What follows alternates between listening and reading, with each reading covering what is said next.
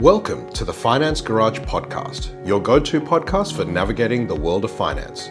I'm Jonathan, your financial guide, bringing the latest market trends, investment strategies, and financial news that matters to you. And by the way, I'm also going to share my other passion, which is cars. At the SWU Group, we help everyday families achieve financial success. Our integrated services include financial planning, accounting, credit advisory, and estate planning.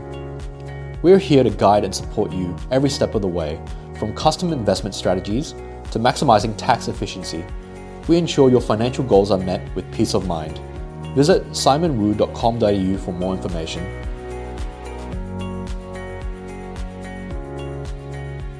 Hey everyone, welcome back again to the Finance Garage. As always, it's Jonathan Wu here, Principal and Senior Financial Advisor at the SW Group. So this month, I want to talk about the Rule of 72, which, as the topic name suggests, is a simple trick to double your money. Now, you're going to then ask, what's the way to double money? That is obviously through the Finance Garage. You will get a number of ideas how to do that through a well-diversified portfolio, but obviously that will never substitute advice. But a lot of people, when you consider the power of investing, sometimes mentally you need to work out how do you get to your goal. And a simplistic way of getting to your goal is important. And I don't mean a simple way in terms of how to invest to get to your goal, because as we always say in the practice, that investing is simple, but very, very complex. Now, the question is, have you ever wondered how long it'll take your money to actually double? In actual fact, there's a simple trick, and that's why we call it the Rule of 72, and it doesn't even require you to use a spreadsheet. This is relevant to anyone that are investors, savers, retirees, business people. This Rule of 72 really impacts all of you in very different ways. So if we start off to consider what is actually the Rule of 72, it's simply a formula. And that formula is take the number 72, divide it by the rate of return, and you will get the number of years it takes to double your money. So the simple example is, if you are targeting an 8% return per year, 72 divided by 8 is 9. Therefore, 9 years to double your money. If you then take the same concept and say you want a 10% per annum return, you take 72 divided by 10, you'll get 7.2 years. So the higher the return, obviously, the faster it will take for you to double your money. It's an easy mental math tool for you to estimate growth without needing a calculator. So why does the Rule of 72 work? Well, the rule is based on a natural logarithm of 2, otherwise known as 0.693, for those of you that are technical, which effectively approximates the impact of compounding growth. And as you know, the rule of compound interest and the power of compound interest, never underestimate that. In the same way that if you owe somebody money or you owe the bank money, the power of compound interest obviously also works in favor of the bank or the financial institution, where if you keep borrowing money and you fail to actually pay down the loan, your actual interest burden or interest on interest also grows. So one of the natural limitations of the Rule of 72 that you do need to be fully aware of is that it works best for rates of return between 5 and 12%, but it is still a useful guide beyond that. And it's not perfect, but it's close enough for some quick decision making, especially when you are evaluating different investment options. So if we bring it to life and use a practical case study, let's look at future wealth. Let's say you've got $200,000 that you want to invest at a 10% return. Then, as we suggested before, 72 divided by 10 equals to 7.2 or 7.2 years. So if we take today as year 0, in 7 years' time, our money will double from $200,000 to $400,000.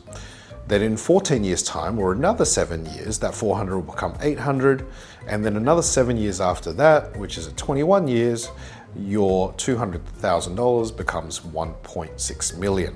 Now, this is the power of the compounding effect of returns. In the same way, when you consider other types of investment and you consider that you want to compound that return, it also applies, or you can apply this rule to reinvested dividends, to rental property income, and even business profits. Another way that you can use the rule of 72 is to consider the risk versus reward theory. Okay?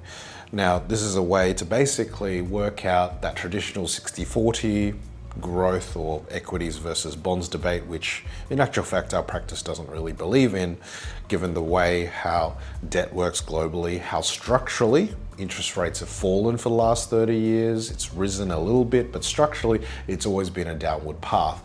And because of that structural nature, bonds have performed well over the long term. But if you consider at the end of the day, when you're looking at what the future return profile is, that's more important than looking at past performance, in the same way of looking at anything else. Just because something did well previously does have what has no correlation to it doing well into the future. So how do we use the rule of 72 from a risk versus reward standpoint? Well, we look at the time it takes for something to double. So let's say you return 3% from bonds. Using the rule of 72, it will take you 24 years to double your money with a 3% rate of return.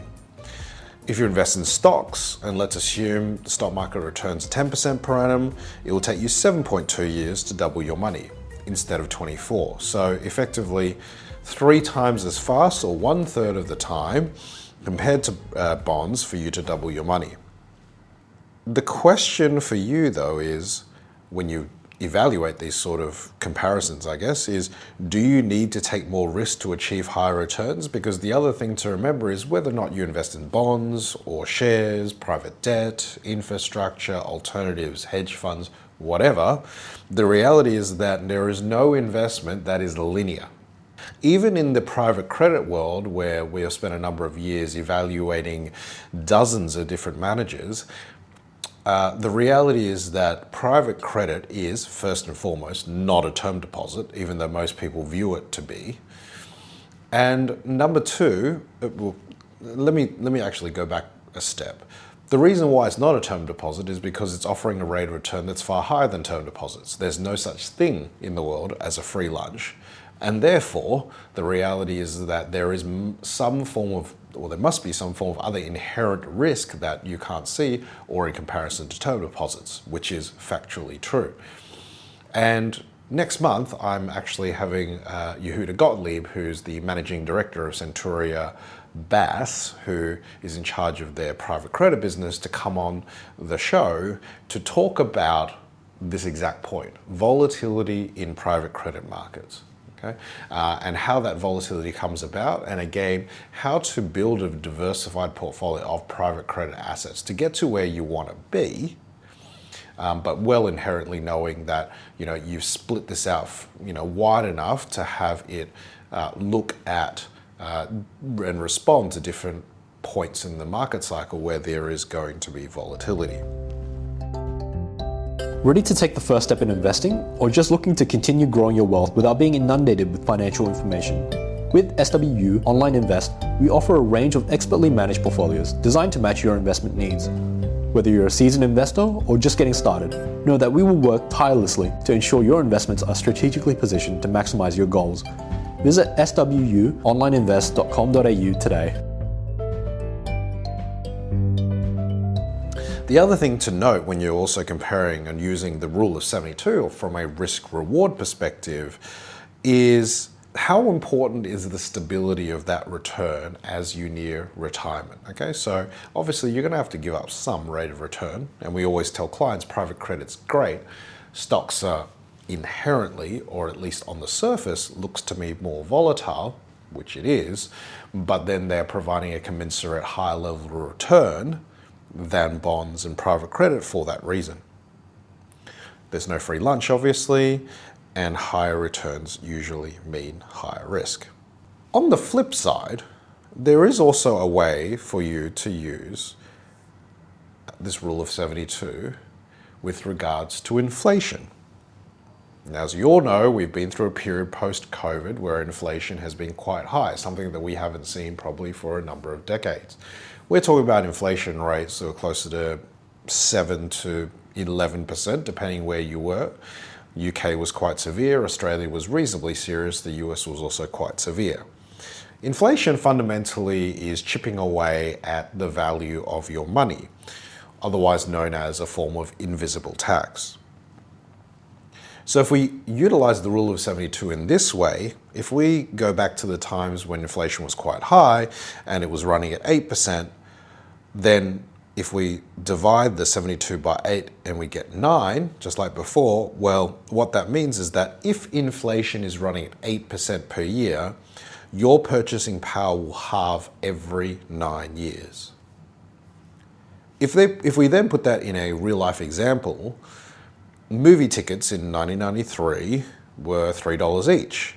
Movie tickets today are $10 plus, right? So again, that impact of inflation over the long term. Inflation erodes wealth in the same way that investments grow it. And that's something for you also to consider when you build a investment portfolio. And also you need to consider that from the perspective with your advisor in regards to how important of a risk is inflation to you. Because if inflation is at 8% and you generate a return profile on your investment portfolio of 8%, then fundamentally you have actually gone nowhere across the year if you factor in inflation. In the same way, if inflation was 3% and your returns were 8%, we call the real rate of return after inflation is 5%. So the rule of 72 is a simple concept, but for any investor in the market, it is a must-know tool for investors, business owners, and anyone really that wants to grow their money. It goes back to the concept of the power of compound interest. It also reminds you that in the example I gave of investing $200,000 and in 21 years' time it becomes 1.6 million, it reminds everyone the key to investing, which is investing early. Consider and take calculated risks to enhance your portfolio returns, but at the same time, don't ignore inflation. So think about your investments. How long will it take for them to double? And if you haven't started yet, today is the best time to begin your investing journey. Over the future months, we're also going to talk about especially a number of issues that I find with younger people trying to get themselves on the investment ladder and talk about what is a reasonable rate of return, especially when we're in a world that's full of attractive rates of return around buying Bitcoin and crypto and doubling your money in 2 months and things like that, because there is a reality to building wealth. And the key takeaway I always tell younger clients is ultimately the only way to get rich is get rich slow, right? And there's no other way to do it, because any other way you're either basically going to the casino and betting the whole house or betting the bank on it. So a couple of upcoming things that we're doing. I've recorded a podcast recently with Adam Morris from Redriven talking about the car industry, and he's the first car guest I've had on the show. It was a fantastic podcast. And a couple of the things that even I didn't know about is, did you know that actually servicing your car at a dealership could actually be a red flag? And some of the things that you should ask your mechanic or the people that are servicing your car for you to show you that they have actually done at the service, because most of the time, what do? We just take our car in for service, we pay for it, we come out, we drive it, we go back in the next year if there's nothing wrong with it. But cars are inherently very complex pieces of machinery, and therefore we have to be also careful with who looks after it, how we look after it, and also the biggest issue that most people find is the reliability between, say, luxury Euro brands versus Japanese brands, and why that is the case. So stay tuned for that episode that will be coming out in the next week or so. With that, Jonathan Wu, as always, signing off. Please remember to listen to the disclaimer at the end, and always happy to take feedback or suggestions. Please feel free to reach out to me. at jonathan.wu@simonwu.com.au. And Jonathan Wu again, signing off for the Finance Garage. Cheers.